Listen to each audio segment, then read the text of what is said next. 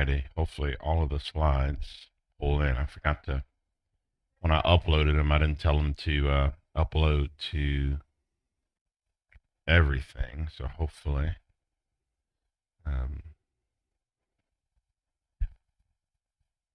it actually uploads. The slides are in Canvas, so you can watch along on the screen, or you can watch along in Canvas. Hopefully this works. I have a new set of batteries in here. Boom, boom. All right. It works.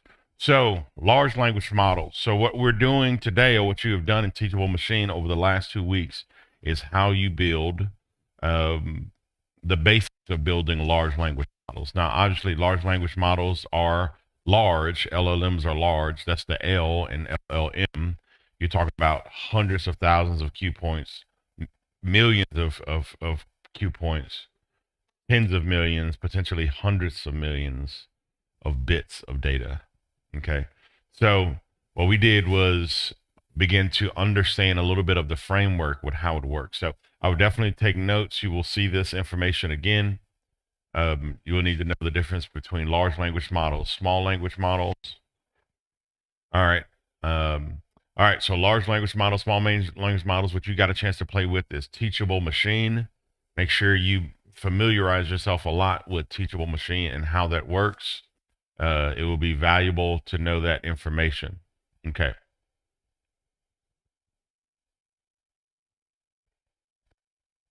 All right. Where this fits into AIB, artificial intelligence for business. So, of course, and I always press this button like you can see it on the screen, but you can't. You can probably see it on the over here. You can't see it on the screen, but AI foundations, understanding the foundations of artificial intelligence, learning how to train images, sounds, and poses, like we've been doing for the last couple of weeks. Prompting your images, in essence, is the data set, and you are the prompt. You are the prompt. So if you put in a bunch of images when you pose, you're the prompt, right?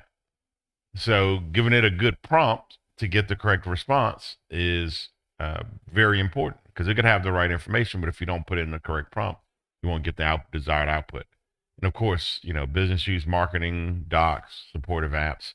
We're also in there in your PowerPoint is a uh, links to other actual small language models, or not actual small language models. Teachable Machine is more like example and training, where there's some links in there where you can actually begin to build your own RAI and AI.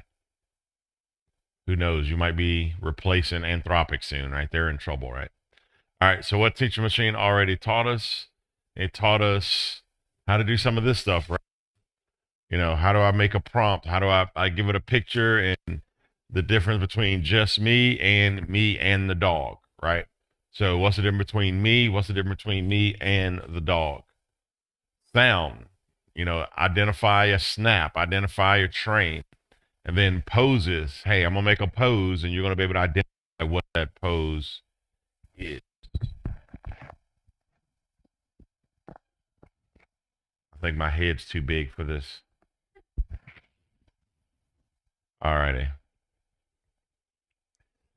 All right. So what an LLM actually is, of course, it stands for large language model, and it's trained on very large amounts of information, millions upon millions,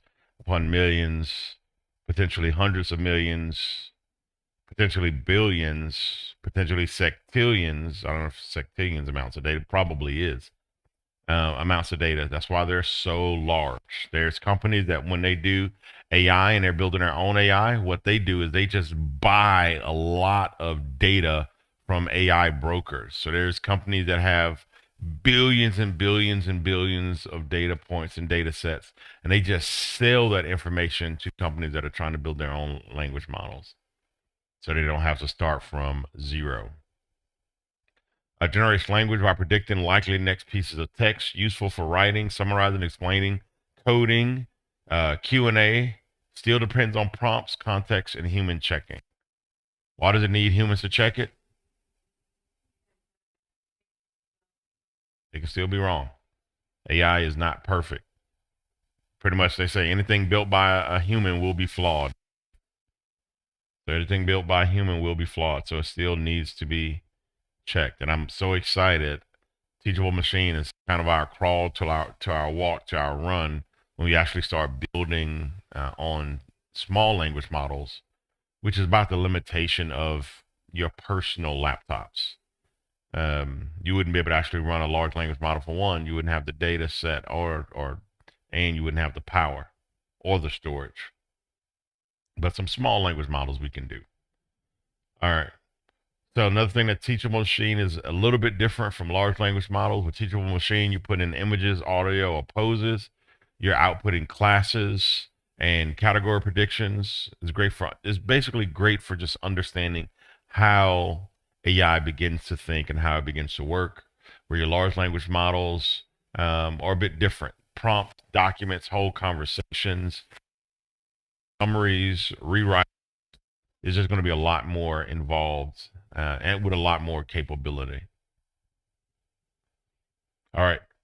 So, do you think you could run? And I just kind of gave you the answer. Do you think you'd be able to run ChatGPT on your laptops?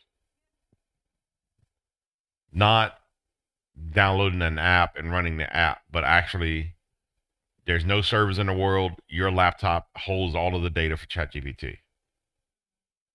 So, not from the user standpoint where, hey, I download an app, because you're not running ChatGPT, you're using ChatGPT.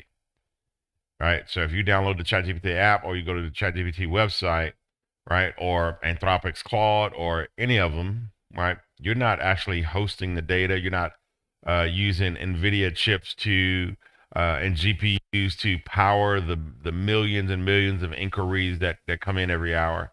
What you're doing, you're on the user side. So when I say run, what I mean is you're holding OpenAI software on your laptop, and millions of users from around the world are pinging your laptop and using your processing power and internet bandwidth on your laptop to run ChatGPT. You become the server. Do you think you could do that? Yeah, I don't. Yeah, yeah. It would take all of the computers on the south side couldn't do that, right? That's why they build these massive data farms, and they're not ordinary MacBooks or Windows laptops. These are data farms that are pulling down what gigajoules of electricity and running massive servers with tons of specialized GPU processors and processors, often NVIDIA style processors, to run these language models. So millions upon millions upon millions upon millions of dollars in processing power. So that's going to be a little bit more taxing than what you could normally do just on your computer. But what we can do is run locally a small language model, which is what we're going to try to do over the next coming weeks. We can kind of fine tune a pre-trained model. But what we might not be able to do is train a model from scratch. That is a higher level of skill, higher level of machinery, high level of data. But what we will do is we'll kind of crawl before we walk and walk before we run. Teachable Machine is a crawl into our walk, which is downloading like a small language model to our run, fine tuning that language model. All right. So here's some softwares that you can begin to download and play with. Links are in your PowerPoint. So if you go on Canvas, not Canva, and you go into the classroom, you'll be able to download the link. I want you to begin as you go home this week, begin to read up on them and play with them. Go ahead and feel free to download them, look up on them, because that's what we're gonna be playing with. All right. So local models can do a lot of what the large language models can do. They're just not as powerful. There's models that you can download on your machine right now. Do you see where people are generating like anime and games and all that stuff, and they're paying $50 a month or whatever for these services? there's models, and there's been models for years that you can just download that stuff and run it on your own computer. So you're actually running a model on your machine that can do this stuff. That can do, you know, private documents, marketing drafts, coding, and all of this other stuff. And we're going to do it. So you're going to have a little language model on your machine that can run. All right. So what are hallucinations?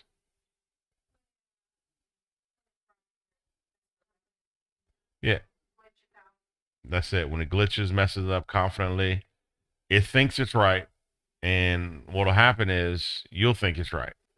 Uh, one of my good buddies, he wrote a book. His name is Daryl Horn, Dr. Daryl Horn, and he's the head of Cyber. He's written several books. He's talking about he was writing something or whatever, and he went to one of these AIs and said, "Hey, basically proof this," and it gave it incorrect scriptures. And his wife was reading over it, and she was just like, "Wait, this isn't right. This isn't right. This isn't right, right?" So thank God for wives, uh, or it wouldn't have caught it. Right now, I'm sure he would have caught it when he went through Reddit, you know. But it will put in stuff that just doesn't exist or that is wrong. And but if you get a chance, he has an incredible book. Look him up, Dr. Darren Horn. Give him a free shout out. One of the most intelligent guys. And the stuff he's seen, he's just by his books, he's just incredible. All right. Hallucinations, they sound confident, but they're wrong. Small local models vary a lot in quality and follow-up precision. So there's a bunch of free models out there, and I'm sure paid models, and you can download them, but the quality varies differently. It's almost like hiring a face painter or someone to make a portrait of you. Some people, their stuff's going to come looking like a caricature, and you have a big head and a small body. And some will come out looking like something from the Renaissance, or some will be very photorealistic. So you just say, hey, make a portrait of me, and skill level and style and quality vary widely. Same thing with these language models. Context windows and device memory place practical limits on performance. We talked about that. The average laptop that's sold at Apple, or, average laptop sold in a Best Buy isn't going to run a large language model. But if you get something powerful enough, you might be able to run one of these small ones. We talked about human verification because they still hallucinate. So if anytime you need something that is authentic and genuine, you want to have a human verify it. Everything. You really want to have a human verify it. Okay, we're almost at the end. Large language models. A large language model and an AI model trained on a very large amount of text so it can generate language. All right, a small language model is basically a large language model just with fewer data points. A model, a trained system that has learned patterns from data, teachable machine, you're building a model. All right, inference, using a trained model to produce an output from a new input. When you do your face or do a pose a certain way, and it gives you an output. All right, prompt, the input instruction you give the language model, in this case, your face, hallucination or response that sounds plausible but is not actually reliable. Make sure you commit these terms to memory. So I put this glossary in here on purpose. Make sure you commit this to memory. And I had two training sets for this evening, but we're just going to do this one, and we'll have to pick up the other one next week. All right. Fine tuning, continuing training on a pre-trained model with a smaller specific data set. So one thing Raylene had to do is she had to go in and begin to fine tune him because it couldn't determine the difference between hand on cheeks and hand on chin. So you have to go in there and begin to fine tune it. I got 10 pictures on cheeks on hands on cheeks. I got 10 on hands on chin, but it's not understanding the nuance of the difference, right?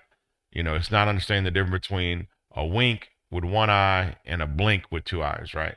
So I got a bunch of blinks in there and I have a bunch of winks in there, but it's still struggling, right? So then you got to go in there and fine tune. Pre-training, the large initial training phase that creates the base model in the first place. So this is what creates the actual program to begin with, that base model, and everything else is going to be building on that foundation. Kind of like in here, they had to pour a slab of concrete and everything else is kind of built upon that slab, right? Well, not particularly in this building, but in most buildings. This building had wooden floors initially, and the walls were already up. So this is a unique building. It's a historic building. It could be classified as a historic building if we wanted it to. All right, token, a small chunk of text the model processes while reading or generating language. The token is normally used in two ways. A token is used as a cookie, and a token is used as a charge. So the word token can often mean two different things. So if you pay for a subscription, they might be like, oh, this will cost you to generate this. This will cost you 10 tokens to generate this, right? So then it's and who knows what a token is, right? Or it's kind of arbitrary amount because they don't want you to know how much money you're actually spending, right? So instead of putting it, this is gonna you have $50 worth of credit, this is gonna cost you $6, this is gonna cost you $8, right? They don't want you thinking that every time you generate something, you're losing money. Right, so they're just gonna be like, "Hey, you're gonna get 300 tokens, like Opus Clip, or any of these you know, type of AI building apps, especially video building. We're gonna give you 300 tokens or whatever, and you generate this as 20 tokens, generate this as 40 tokens, right? And so it's kind of used arbitrarily like that. But with AI, token is often a cookie. It's a treat for the AI. Easy way to explain it. So anytime the AI does something right, it gets a cookie, it gets a token. Okay. And then it does enough right things, it gets a lot of tokens. And it likes that. So it's like training a dog. You clicker training with a dog, click, click, click, click, right? Clicker training with a dog. You click it, you give it a treat, click it, give it a treat, click it to give it a treat. I had a dog, Selena, before she passed away. She's bit by a snake. And that was exactly what happened. And I was able to train her in no time. So you get a token for the AI. It likes, you train it, hey, you want as many tokens as possible. So every time it does something right, it gets something right, it gets a token, and it helps train the AI. Context window, how much text the model can pay attention to at one time, how many things it can do. Everything has a limit. You have a limit, I have a limit, even it has a limit. Retrieval augmented generation, giving a model outside documents and retrieve passages as extra context, right? This is a picture of Kuwait being bombed. But outside of this is what a tank looks like. This is what a rocket ship looks like. This is what a perfect building looks like. This is what a bomb building looks like. And you begin to give it context outside of the image or outside information. And an API, a programmable way for one tool or app to talk to another tool or app. So for those of us that have iPhones or Macs, you know that, was it 2 years ago? 3 years ago, Apple kept talking about Apple AI, Apple intelligence, right? That was a big whoop. That never happened, right? So once they realized that they weren't able to produce it, what did they use? They started using other people's APIs, which means they started integrating Apple products with other established AI companies' APIs. And what company did they use? So who did Apple, once they realized they couldn't create their own AI, at least not in time, and they kept failing year after year, who did they integrate with? Who do they pay to use their AI systems integrated into Macs?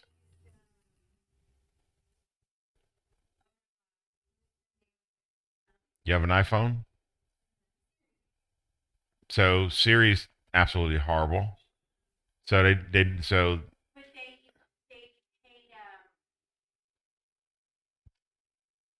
so when you do a search in your text or in your email, nope. Google actually pays them to be the default search engine. Who does OpenAI or who does Apple pay? I'll just give you the answer. It's OpenAI. Yeah, this was a big thing about a year ago. So when you in your Siri, or not in your Siri, in your emails, in your notes, it's OpenAI. The people that make ChatGPT, Sora, all of that. So yeah, so you're able to go in, man, and you're able to have all of the functionality that you would in ChatGPT on your Apple device because Apple pays them and made a deal with them. Once they realized they couldn't produce their own Apple intelligence, they just use OpenAI. They're supposed to be already better now.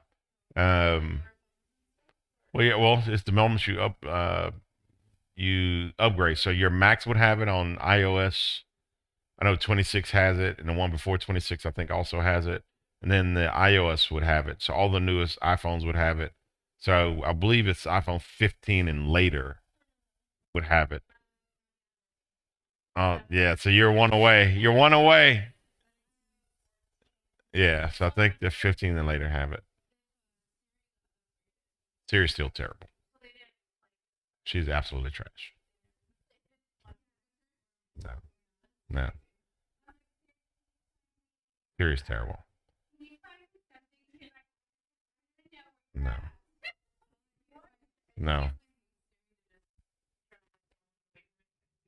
Yeah, that's it. She's absolutely terrible. And that's what the main thing they wanted to make better, but it didn't happen. Okay. So links are here at the end.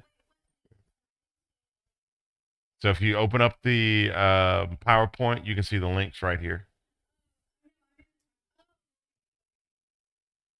So it's on the last pages. Yama, GPT-4, Hugging Face.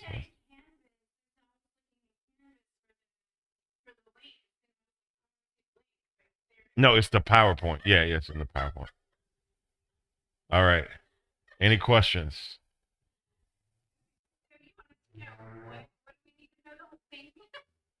The whole thing. Let's go with that. Yeah. So definitely know the glossary. Yeah.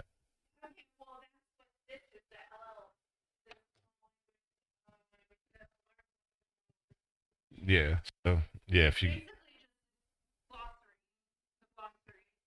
memorize the glossary and just go through the PowerPoint. Difference between large language models, small language model, the capability of data centers versus capability of just small personal computers. Of course, the glossary. All right. Any other questions? All right. Uh huh.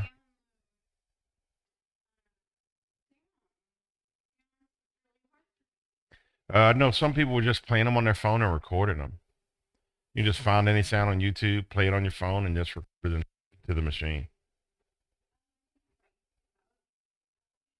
Yeah, you could just go on YouTube, crows. You find a million different YouTube videos on crows. Play it, record it, and there you go. City sound, any city sounds you want.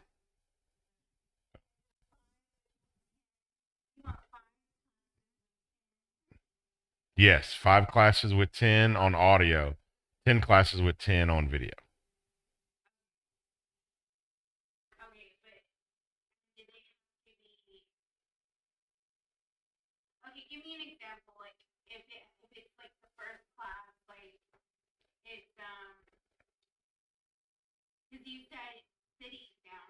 Mm-hmm. Mm-hmm. Mm-hmm. No, you could have honking as one class, people talking in a restaurant as a second class. You could have, yeah,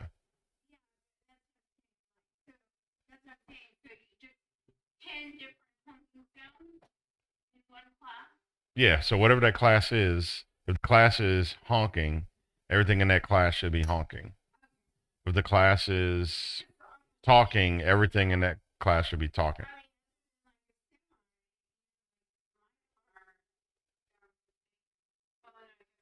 No, cars would sound very wildly different. Horns. Yeah.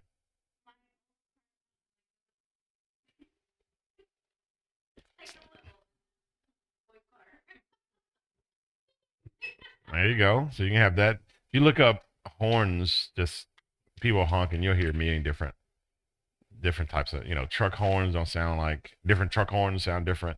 Car horns different. Semi horns will sound different.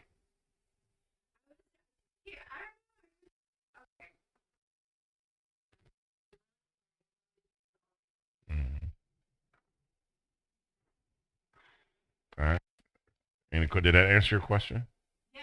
Any other questions? All right. Awesome. Who's praying us out?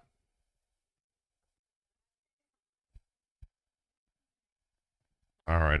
Let me stop the live stream and then Ray AI can pray. That's a great name, isn't it?